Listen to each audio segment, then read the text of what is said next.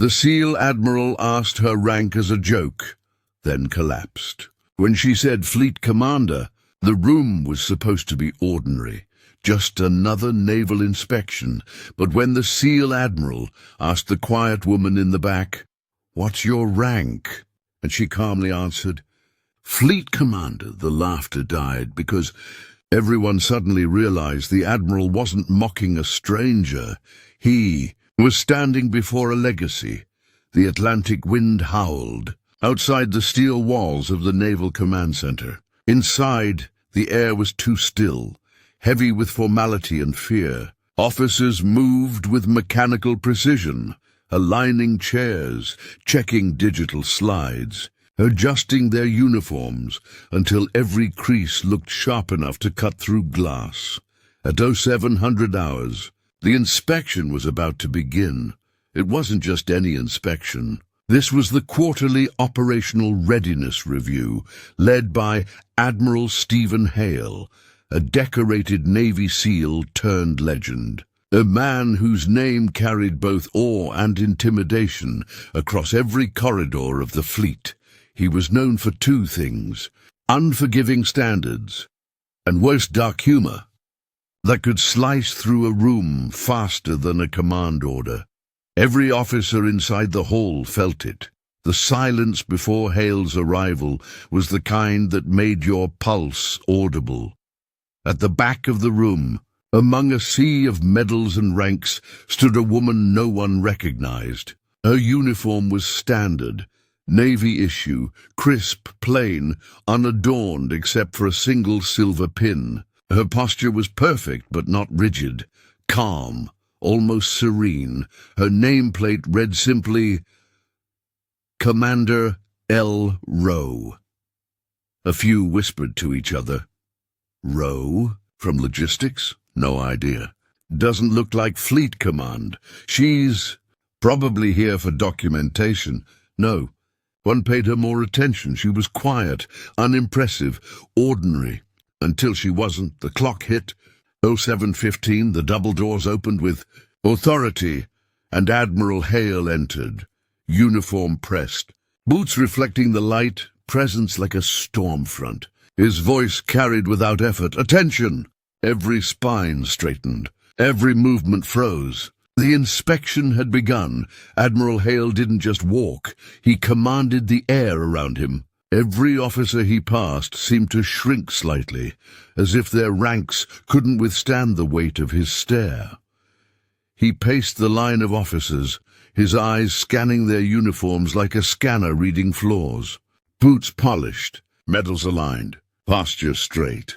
"Good," he barked, then paused. Mostly, a nervous chuckle rippled through the ranks. He glanced toward the front table, where the operations officer began his presentation. Charts flickered on the screen, graphs, performance metrics, deployment readiness numbers. Hale didn't sit. He stood like a statue at the head of the room, arms folded, scanning every face. Every officer wanted to disappear. But while Hale's eyes roamed the front, the woman in the back didn't flinch. She didn't scribble notes, didn't fidget, just watched, calmly. And that calmness, that unearned calmness, irritated Hale more than any broken protocol could. After an hour of statistics and clipped reports, Hale finally turned. "Let's make this more real," he said. "Numbers don't fight wars. People do." He moved slowly down the aisle, the sound of his boots echoing with authority, until he stopped in front of her. The room froze. Everyone expected another brutal assessment. But this time, there was something different in his expression. Curiosity laced with condescension. "And who might you be, Commander?" he asked. She raised her eyes, steady, quiet. "Commander Lily Rowe, sir." Hale's lips curved slightly. "Commander, huh?" He looked at her uniform. Bare, simple, not a single decoration on it. "Of what exactly?" "The coffee unit?" A ripple of laughter filled the room. Nervous, eager, cruel. She didn't blink. The laughter echoed off the steel walls. But Commander Rowe didn't react. Not even a flicker of discomfort crossed her face. She simply stood, still, shoulders relaxed, eyes calm, as though she'd heard it all before, as though none of this mattered. Hale raised an eyebrow, amused by her composure. "No answer? Not even a defense?" he prodded. "Come on, Commander, what's your command?" She replied softly, "I'm attached to the Pacific Command Fleet, sir." The Admiral's smirk deepened. "Attached," he repeated, drawing out the word. "So you observe? You file reports? Or you just attach yourself to someone's shadow?" A few junior officers snorted under their breath. One whispered, "He's going to roast her alive." But Major Preston, a weathered officer with grey around his temples, frowned. "That's enough, sir," he said quietly, more to himself than to anyone else. Something about her eyes unsettled him. They weren't defensive, they were mourning. Admiral Hale took another step closer, his voice low but sharp. "Rank should mean something, Commander. It's earned in fire, not paperwork." For the first time she met his gaze directly. "Understood, Admiral," she said. "Fire teaches us all differently." The words hung in the air, simple but heavy. Even Hale felt a small, inexplicable sting behind them. Before he could respond, an aide rushed to the door, whispering something to a senior officer. The officer looked startled, then froze mid-step. Something was happening, but none of them knew yet. The storm was only beginning.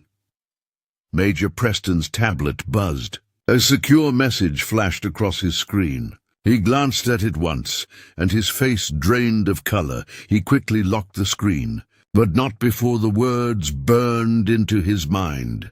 "Commander Lillian Rowe, former fleet commander, SEAL Operations, widow of Admiral James Rowe, KIA classified. Temporary reassignment, observation detail." Preston's throat went dry. He turned slowly toward Hale, who was still circling the woman like a hawk, with too much pride to see the ground below. "Sir," Preston started carefully, but Hale raised a hand. "Not now, Major." The Admiral's tone was light, mocking again. "Fleet command, huh? Doesn't look like much of a fleet from where I'm standing." A few officers laughed weakly. Commander Rowe simply said, "You're right, sir. It's not much of a fleet anymore." Something in her tone, a subtle fracture in her calm, silenced the laughter. Preston tried again. "Admiral Hale, sir." "You might want to—" But Hale wasn't listening. "A rank can be printed on paper, Commander, but leadership, that's earned. So tell me, who exactly put you in charge of anything?" Rowe exhaled softly. "A man you knew, sir." The room shifted. Hale's amusement faltered. "And who would that be?" Her eyes didn't waver. "Fleet Admiral James Rowe." The name hit like a dropped anchor. Every officer in the room turned. The silence was absolute. Admiral Hale froze, his expression unreadable, but his pulse quickened. He hadn't heard that name spoken aloud in nearly 2 years. "James Rowe," Hale repeated, his voice barely above a whisper. The woman nodded once. "Yes, sir." "My husband." Every sound in the room vanished. The ticking of the clock seemed deafening. The air felt thick, almost sacred. Hale's face changed, not from embarrassment, but from memory. He had served under Admiral James Rowe once, years ago, in a classified joint SEAL operation in the Persian Gulf. Rowe was more than a commander. He was a legend, a man who could walk into chaos and make everyone believe they'd survive. And this quiet woman, the one he'd mocked, was his widow. Hale's throat tightened. He stepped back slightly, eyes searching her face for something familiar, the same steel calm he remembered from her husband. How long has it been?" he asked softly. 2 years, she replied. "Classified mission. He didn't come home, but his command still stands." A tear threatened, but she didn't let it. Paul Hale lowered his gaze. The realization hit him like a slow-breaking wave that he had mocked the only. person in the room who carried more authority in silence than any of them did in words. When he finally looked up again, his voice cracked just slightly.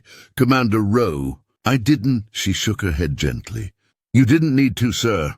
Sometimes respect isn't owed to rank. It's owed to what remains after loss." For the first time in his career, Admiral Hale had no response. The room stayed frozen. Not one officer dared move. Admiral Hale stood there, the sharp edge of his authority suddenly dulled. The same man who'd once barked orders through chaos now looked like someone realizing he'd stepped on sacred ground. "James Rowe," he whispered again, as if the name itself carried weight. "Your husband, he was—" "A leader," she finished softly.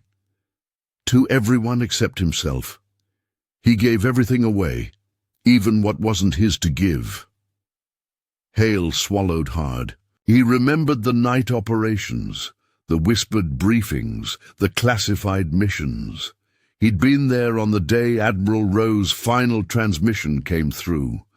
"If we lose contact, tell Lily I kept my promise." No one ever did. The realization stung Hale like shrapnel. He'd once promised to deliver that message, but he'd buried it under years of silence, paperwork, and promotions. Now the message was standing before him. She broke the silence first.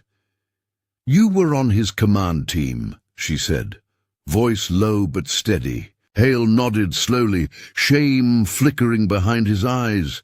"I was," he said. We thought it was impossible to reach you. They sealed the reports."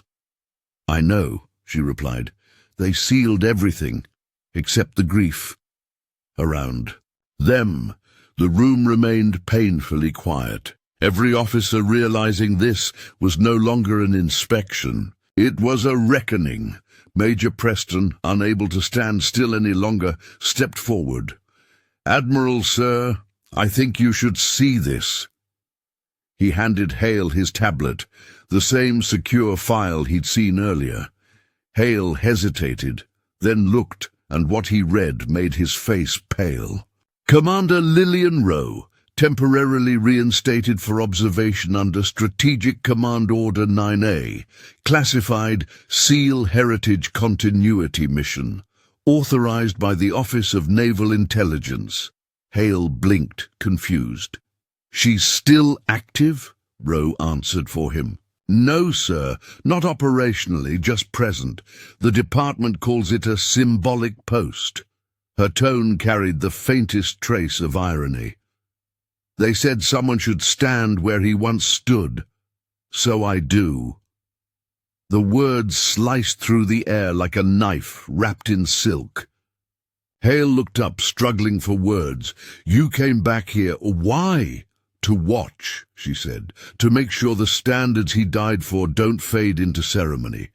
That single line, "don't fade into ceremony," hung in the air, echoing deeper than any military order could. Every young officer in that room felt it. The difference between uniforms and purpose, between rank and service. And for the first time in his long career, Admiral Hale realized he'd forgotten which side of that line he stood on. Hale dismissed the rest of the inspection quietly. No one protested. No one moved.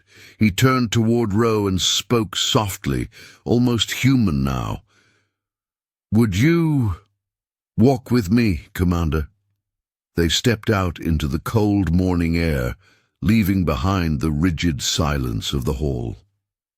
The sky above Norfolk Naval Base was grey, the kind that made the sea blend into the horizon. They walked in silence for a while.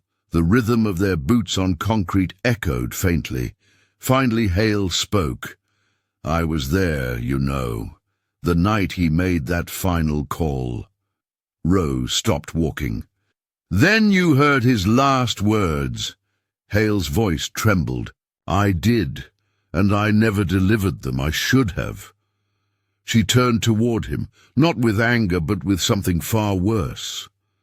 Understanding. I know, she said quietly.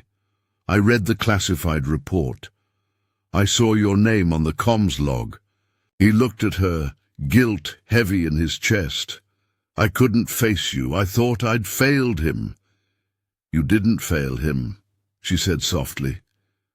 War did. The system did. You just survived.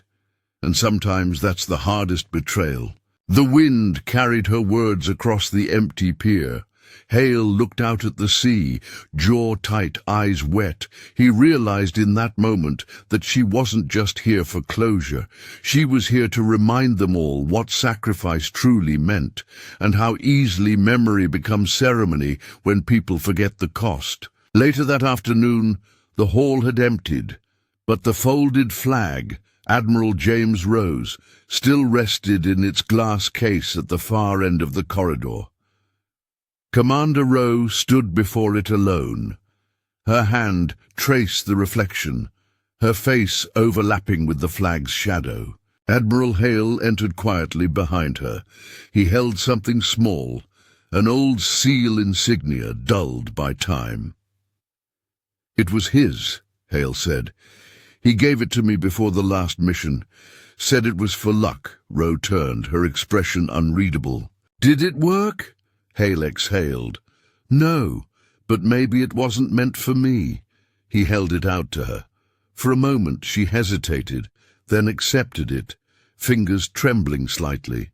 As she closed her hand around it, something in her posture changed. Her shoulders straightened, her chin lifted. Hale stepped back, eyes soft with respect. Fleet Commander Rowe, he said, deliberately this time. No mockery, no pride, just truth. Permission to stand down. She met his gaze. Granted, Admiral. The two words hit him harder than any reprimand ever could. The sun was setting over the naval base, streaks of gold cutting through grey clouds. The flag outside fluttered lazily in the wind. Officers began to gather quietly, uncertain why. Then they saw her, standing at attention by the memorial, uniform catching the last light of the day. Hale joined her side. No words, just the two of them, facing the flag.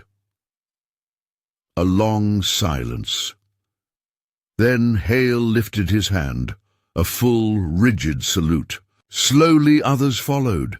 One by one, the entire base fell into a silent salute, not to a rank, not to a name, but to what she represented, the cost of service, the dignity of loss, the grace of endurance. Rowe's eyes glistened, but no tears fell. When the wind caught her hair, it carried the faint scent of salt, sea and memory intertwined. Hale's voice was quiet but resolute. He'd be proud of you, he said. She smiled faintly. He'd be proud of all of you, if you remembered why you began. The bugle sounded the evening call. The salute lowered, and for the first time, Admiral Hale felt at peace, not from victory, but from humility. The base had gone quiet after sunset. Most officers returned to their quarters, but the weight of that moment lingered, like an echo that refused to fade. Commander Rowe sat alone in her quarters, the room dimly lit by the single lamp on her desk. Before her lay an old wooden box, its edges worn smooth by years of being carried through deployments, storms and grief. She unlocked it slowly. Inside lay her husband's watch, a silver dog tag, and a folded piece of yellowed paper. She unfolded it with trembling hands. Lily, if you're reading this, I didn't make it back. Don't let the stars remind you of absence. Let them remind you of how far love can travel without breaking. You always said the Navy taught us to survive the sea. But you taught me how to survive the silence. If they ever ask who you are, don't tell them you were my wife. Tell them you were my equal. James. She pressed the letter to her chest and closed her eyes. For the first time in years, she allowed herself to cry, quietly, deliberately, like someone setting a burden down rather than breaking under it. The next morning, the base prepared for a training operation. Roe, still in her dark uniform, walked toward the docks. The sea was restless, waves slapping against the steel hulls of docked ships. Admiral Hale caught up beside her. "Leaving already?" he asked. She smiled faintly. "Fleet Command doesn't leave. We rotate," he understood. She wasn't running. She was returning to the work that mattered most. Training new officers, ensuring they carried the values her husband died defending. Hale extended his hand. "You change this base, Commander." Whether they realize it yet or not, she shook it firmly. "Change doesn't start with orders, Admiral. It starts with memory." He nodded deeply. "Then may we never forget again." As she turned toward the ramp of the ship, the rising sun cut through the mist, outlining her silhouette in gold. She looked like both a soldier and a ghost, someone halfway between loss and purpose. Later that week, the base held an unscheduled morning assembly. No announcements, no agenda, just an instinct that something meaningful needed to happen. Admiral Hale stepped forward before the ranks of young officers. He held the SEAL insignia she'd returned to him that morning. Polished, gleaming, renewed. "This belonged to Admiral James Roe," he began. "But it will remain here, not as a token of the dead, but as a reminder of the living who still serve." He paused, scanning the faces of the men and women standing at attention. "There's a reason we salute, a reason we stand tall. It's not for the ranks stitched on our sleeves. It's for the people who carried them with honor, even when no one was watching." At the edge of the formation, Lily Rowe stood silently, hands clasped behind her back. She didn't speak. She didn't need to. Her presence was enough to fill the silence with reverence. That evening she returned to the sea. The tide was high, the air heavy with salt. The wind tugged at her uniform, as if trying to pull her back to the past, to the voice she still sometimes heard in her dreams. She reached into her pocket and pulled out James's watch. It was still ticking. "After all these years, time didn't stop," she whispered to the horizon. "Neither did I." She placed the watch gently on a rock just at the water's edge. The tide reached out, touched it, and carried it away, softly, almost respectfully, as the sun sank below the horizon. A faint glimmer appeared on the surface of the water, like a star reflecting in motion. Her eyes followed it until it disappeared into the waves. She whispered his name once more, not in mourning but in gratitude.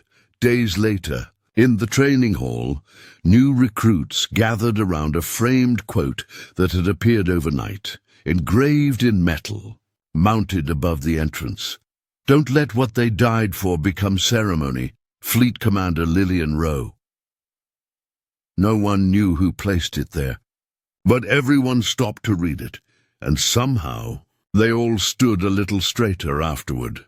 In his office, Admiral Hale watched through the window. A faint smile on his face. He knew she was gone, reassigned perhaps, or simply vanished the way legends do.